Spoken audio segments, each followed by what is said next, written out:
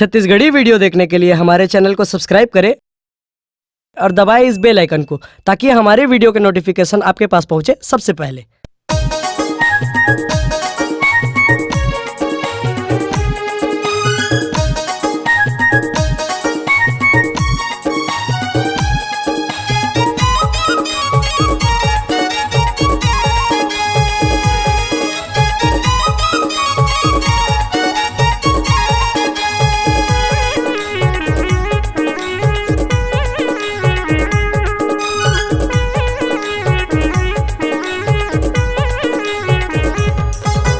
लिच लिच कनिहा तोर डोले हाँसी मतोरे फूल झरे।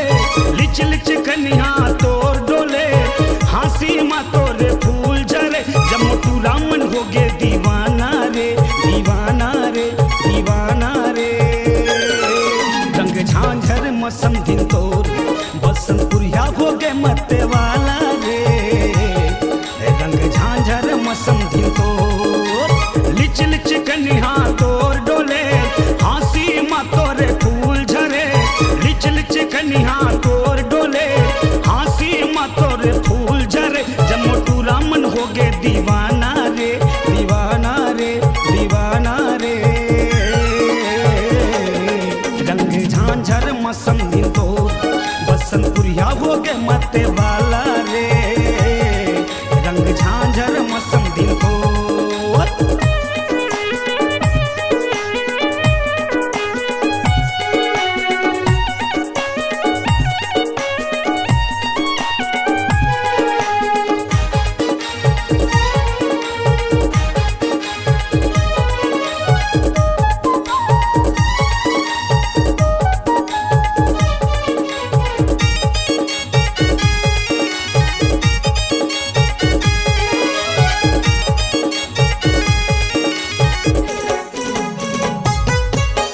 देख टूरा मन तो लमारे सिटी सटा सट भारी वो सिटी सटा सट भारी। चेहरा गोंदा फूल सही तो ये समझी मुटियारी वो ये समझी मुटियारी।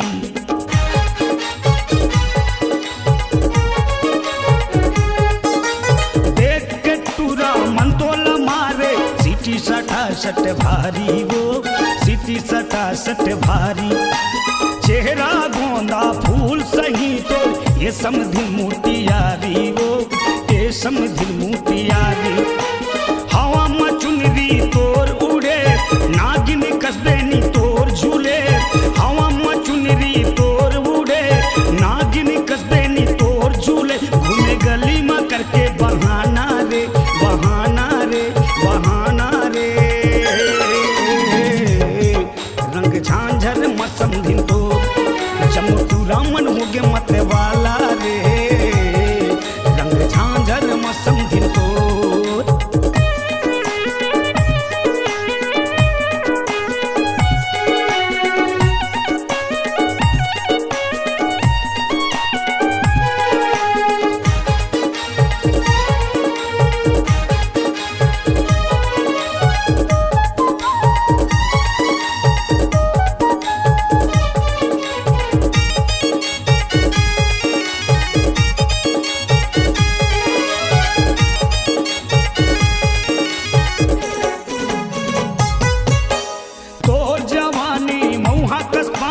माते है बुढ़वा जवान वो माते है बुढ़वा जवान।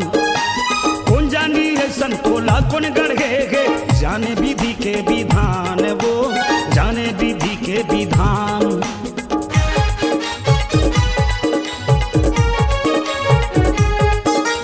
तोर जवानी मऊहा कस्पानी माते है बुढ़वा जवान वो माते है बुढ़वा जवान।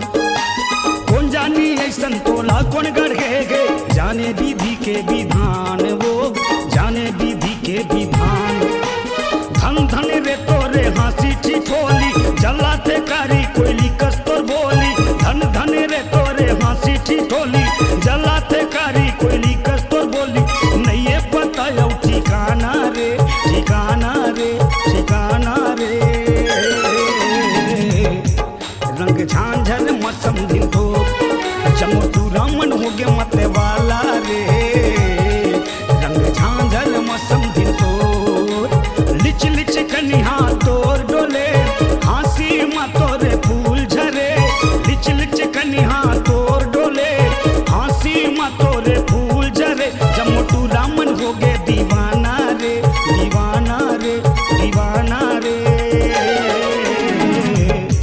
रंग झांझर मौसम दिन तो बसंतपुरिया हो गे मते वाला रे रंग झांझर मौसम दिन तो जब मोटू रामन हो गे दीवाना रे रंग झांझर मौसम दिन तो बसंतपुरिया हो गे मते वाला रे रंग झांझर मौसम दिन तो रंग झांझर मौसम दिन तो रंग झांझर मौसम दिन तो रंग झांझर मौसम दिन तो अगर आप अपनी आवाज को एक नया आयाम देना चाहते हैं तो चले आइए मल्टी ट्रैक डिजिटल रिकॉर्डिंग के लिए संपर्क करें HK म्यूजिक कंपनी कोटा डबरी चांपा छत्तीसगढ़। मोबाइल नंबर है 9329238487 और 8085380339।